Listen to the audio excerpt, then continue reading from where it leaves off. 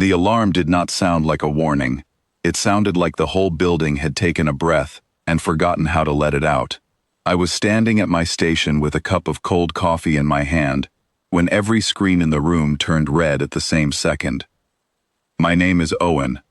I worked as a radar technician at a coastal defense station, the kind of job where nothing exciting ever happens. That night, something appeared above 11 major cities at once. No warning signal, no message, just 11 massive shapes hanging in the sky where nothing should have been. I dropped my cup. Nobody noticed. Everyone around me was already moving, already shouting numbers into headsets, already trying to understand what had just broken every rule we thought we knew about the sky above our heads. My supervisor, a sharp woman named Grace, was already on her feet before I even processed what I was looking at. She had a voice built for chaos, calm and fast at the same time. "Confirm contact," she said. "Confirm it now." I confirmed it. 11 objects, each larger than anything built by human hands, sitting silently above our biggest cities. No movement, no sound, just presence, heavy and wrong. Then the first one opened. Smaller shapes poured out of its underside, dozens of them, spreading into the night sky like a hand opening its fingers. They moved with a kind of precision that made my stomach turn. Nothing about their motion looked natural. Nothing about it looked like ours. Grace turned to me, her eyes sharp. "Get command online," she said. "All stations, all countries, right now." I remember thinking, in that strange, stretched second before everything sped up, that this should have been impossible. Not the invasion, the speed. Getting every defense network in the world talking to each other in under a minute was something that had never happened before, not even during our worst human conflicts. But it happened, because for decades, every nation had built systems to react instantly to unknown threats. Systems built out of old fear, old rivalry, old distrust between us. Those systems didn't care what was in the sky. They only cared that something dangerous had entered restricted airspace without permission, and they responded exactly the way they were built to respond. The screens filled with new information every few seconds. Interceptor systems around the world were locking onto the smaller shapes. Nobody had given the order yet. The machines were already moving on their own, because that was their function, and nothing about their programming distinguished between one kind of enemy and another. Grace grabbed the comm line. "Hold nothing back," she said. Full response. The first wave of interceptors launched less than 2 minutes after the ships appeared. I watched the map fill with tracking lines, dozens of them, all converging on the drones spreading out above the cities. Explosions bloomed silently on my screen, distant and small, but each one meant one less shape moving through our sky. The smaller drones adjusted their movement almost immediately. They twisted and turned in patterns that shouldn't have been possible for anything with mass and speed. Some of our interceptors missed completely. Most of them did not. Maya, the technician beside me, had her hands pressed against her headset, like she was trying to hold the sound in her ears. Her voice cracked when she spoke. "They are adapting," she said. "They are learning our patterns already." "So are we," Grace answered, without looking up. She was right. Within minutes, more launches followed, timed differently, angled differently, using patterns learned from thousands of old training exercises. None of those exercises were ever meant for something like this. They were built for conflicts between nations, drills practiced so many times that they had become instinct. That instinct did not care that the enemy this time came from somewhere beyond our sky. Fighter squadrons scrambled next. I heard reports coming in from 3 different continents within the same 2-minute window. Pilots pulled from their beds, aircraft lifting off runways that had never expected to launch against anything like this. Some of them reached the drones. Some of the drones reached them first. I kept my eyes on my screen, tracking movement, calling out coordinates, trying to keep my voice steady even as my hands were not. Around me, the room had turned into something between a hospital and a battlefield. full of urgent voices and flashing lights, and the sound of people trying to hold their fear just far enough away to keep working. At the 7-minute mark, one of the larger ships shifted position for the first time. It moved lower, slow and deliberate, positioning itself above a dense section of the city closest to my station. My chest tightened. Grace saw it too. "They are targeting population centers," she said quietly. "Not just defenses. All units. Protect civilian zones immediately." The order spread through every channel at once. Ground-based defense systems, originally built to protect against old human threats, redirected everything toward the new shapes filling the sky. These systems had been designed with layers of redundancy, built over years of distrust between nations who once feared each other more than anything else in the world. That same fear, now turned outward, gave us something we did not expect: speed. Coordination. A response so fast that even the drones seemed to hesitate for a moment before adjusting.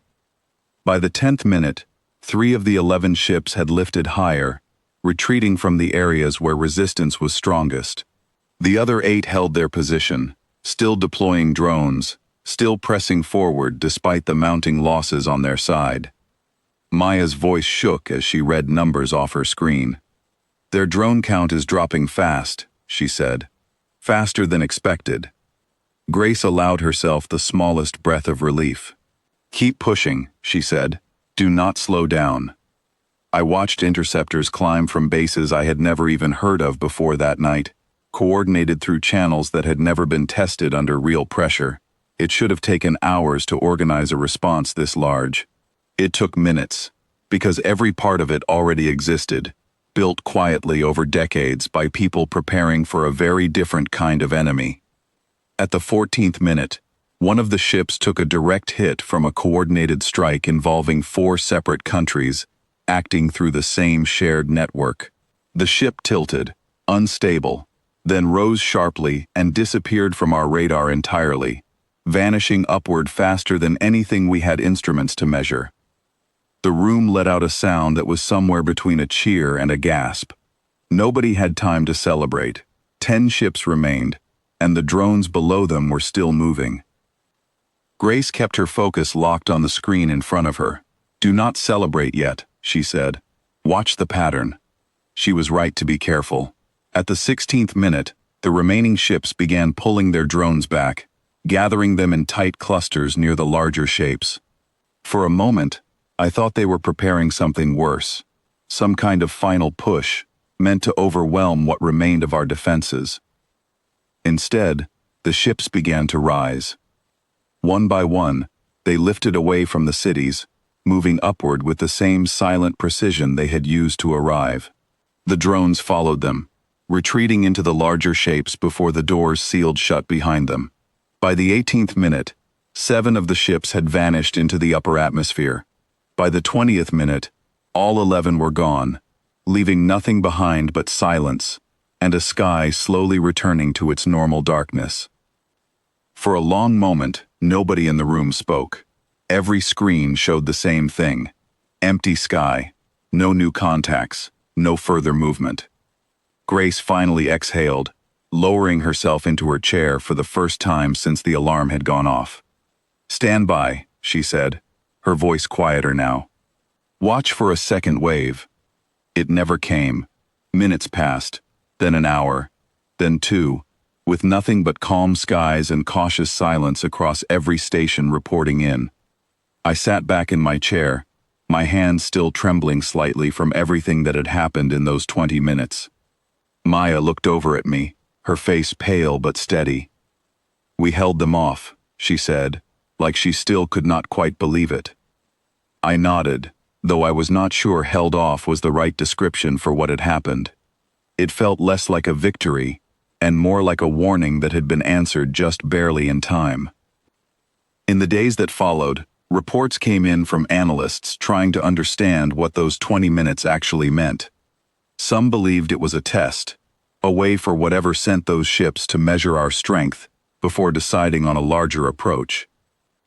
Others believed it was something else entirely, an attempt that had simply failed against defenses nobody expected us to have. I kept thinking about how none of it had come from some brilliant new invention or secret weapon built specifically for this moment. It came from systems built out of old habits, old caution, decades of preparing for conflicts between ourselves. Systems built out of fear had somehow become the very thing that protected us when something far stranger appeared above our heads. Grace stopped by my station a few days later, her expression calmer than I had seen it in a long time. "Get some rest," she said. "Whatever comes next, we will be ready for it." I believed her, though I was not sure anyone could fully prepare for something like this happening twice. Still, there was something steady in the way she said it, something that made the fear feel a little smaller. Weeks passed. The cities that had been targeted returned to their normal rhythm, though nobody who had lived through those 20 minutes ever fully returned to how they were before. Every person who worked that night carried something with them afterward, a quiet awareness that the sky above us was no longer something we could take for granted. I still think about it often, especially at night when the sky is clear and calm. 20 minutes was all it took to change how every person on this planet understood their place in the universe. 20 minutes to learn that whatever systems we built out of fear and rivalry had, without anyone intending it, prepared us for something none of us ever imagined we would face. I do not know if they will return. Nobody does. But if they do, I believe we will be ready. Not because we are perfect, not because we are peaceful, but because we have always been prepared for the worst, even when we did not know what shape the worst would eventually take. That night taught me something I have never forgotten. Sometimes the very thing we are ashamed of, our history of conflict, our endless caution, our refusal to fully trust one another, can become the exact strength we need when everything else fails. It is not a comfortable lesson, but it is a true one, and it is one I carry with me every single day since those 20 minutes changed everything.